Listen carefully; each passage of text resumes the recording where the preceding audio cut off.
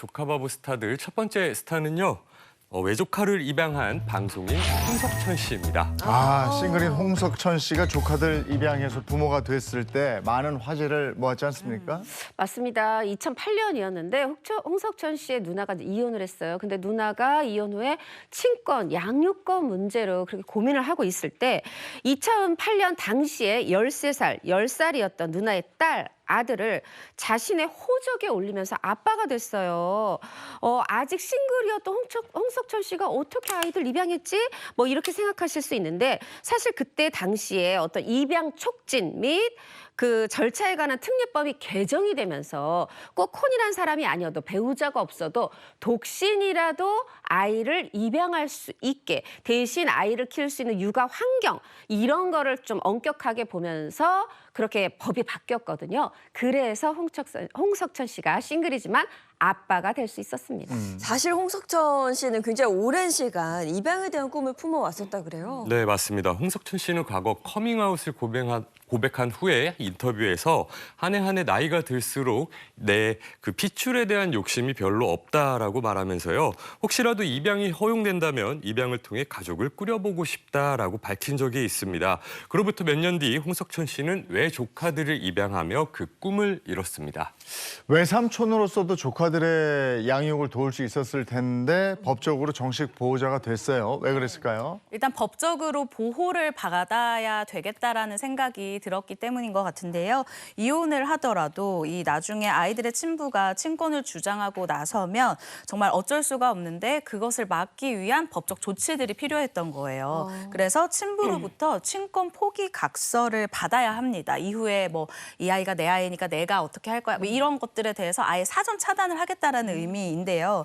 그러기 위해서는 이 아이들의 법적인 입양자가 있어야 했는데 홍석천 씨가 그래서 내가 사랑하는 내 조카들인데 그럼 내가 입양자가 하면 되지라고 생각을 한 것 같아요. 그래서 친권을 행사하는 법적 보호자로 마음을 딱 먹게 됐다고 합니다. 그러면 홍석천 씨의 누나는 동생의 이런 결정에 대해서 어떤 반응이었는지가 좀 궁금해요.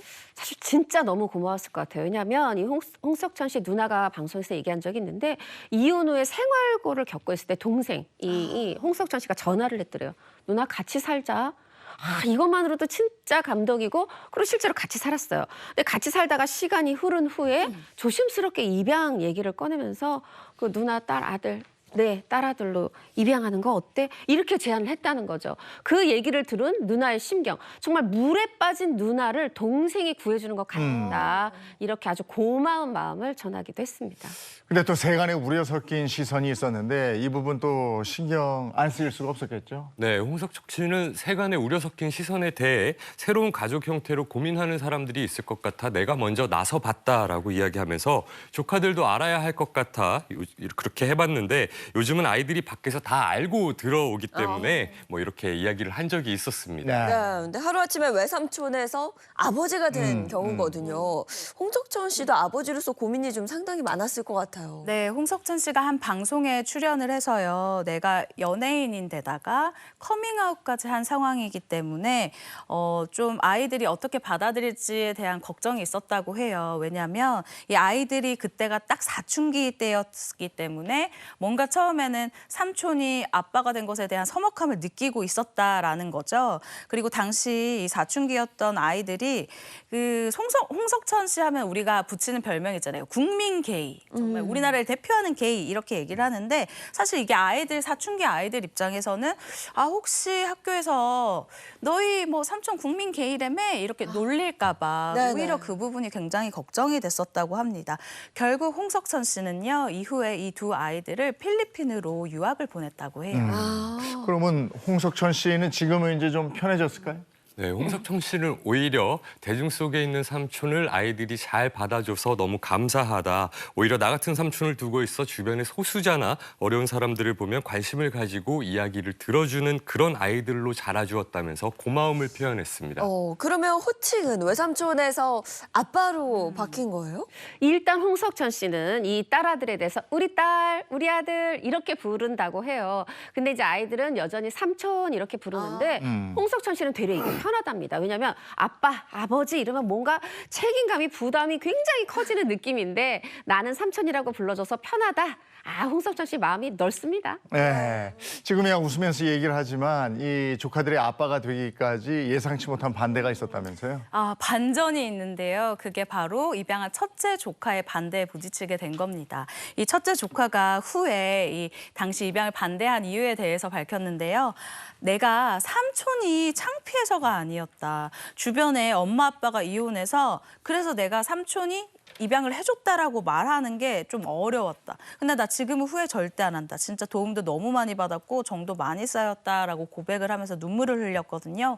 근데 이 이야기를 들은 홍석천 씨 또한 눈물이 터졌는데 제가 또 홍석천 씨랑 방송을 한 2편 정도 꽤 오랫동안 해봤는데 조카에 대한 사랑이 정말 대단해요. 이제 조카들 유학 보냈을 때도 막 코로나 때 우리가 굉장히 다들 모두가 힘들었잖아요. 네. 그때도 나는 우리 아이들, 우리 애들 그 유학비 벌어야 된다고 굉장히 또 열심히 하고 또 조카 이야기를 하면 그렇게 잘 울어요. 네, 그래서 이 사랑은 꼭 부모냐 뭐 외삼촌이냐 이거의 문제가 아니라 정말 아이들을 사랑하는 마음이 깊고 넓구나라는 생각을 한 적이 있습니다. 네, 아이들이 그 마음을 뭐 온몸으로 느끼기 때문에 네. 가족이 되고 또 끈끈함을 느끼는 것 같은데요. 근데 조카 말고 홍석천 씨가 아버지가 되는 걸 반대하는 또 다른 분이 있었다 그래요? 반대한 분들 예상하실 거예요. 바로 부모님들이었습니다. 부모님들은 내 아들이 아유 본인이 결혼해서 직접 이렇게 손주 좀 안겨주지 그렇죠. 이런 기대를 네네. 이제 저버릴 수 없으셨겠죠. 그러나 지금은 사실 법이 가족을 만들어주는 게 아니잖아요. 그 사랑 속에서 관계 속에서 다 같이 가족이 되는 거죠.